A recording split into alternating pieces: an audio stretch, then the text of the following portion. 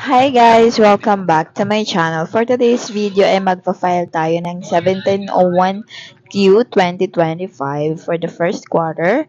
That is for January, February, March sales.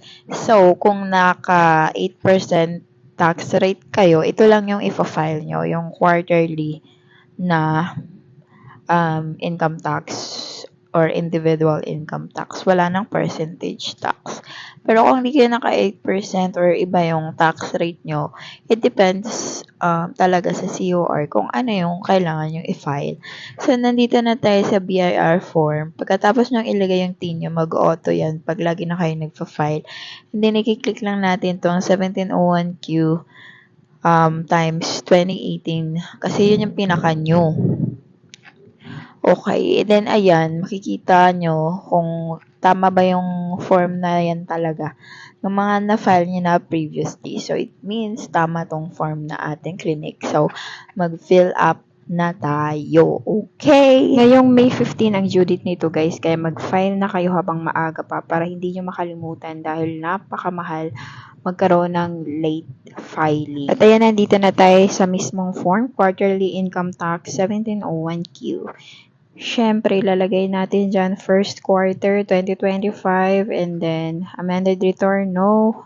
Nilagay lang natin dyan yung TIN number natin, yung ATC natin, if 8% ka, ganyan.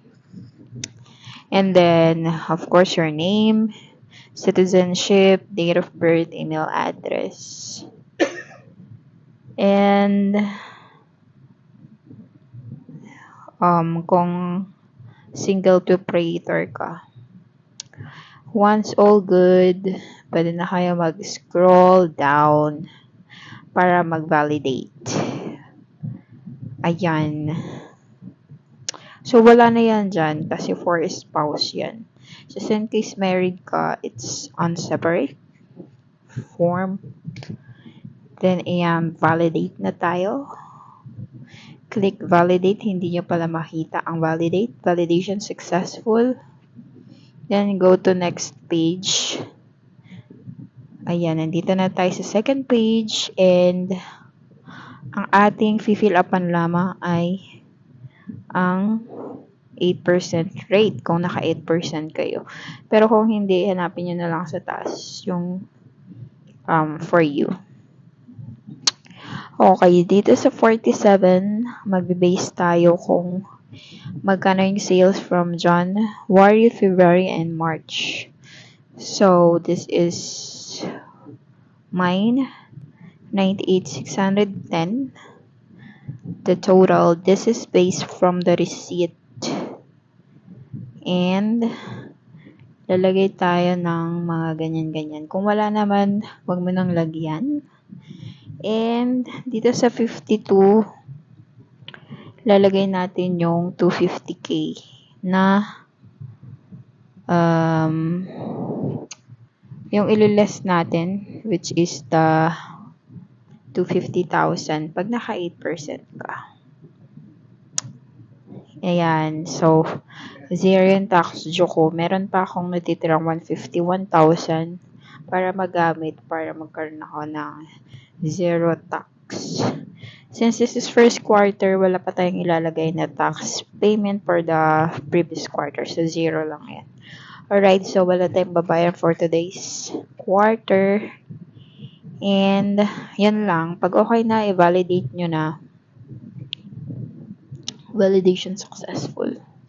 Pag validation successful, okay na yung mga nalagay mo dyan. Then, pwede ka nang mag-submit. Final copy.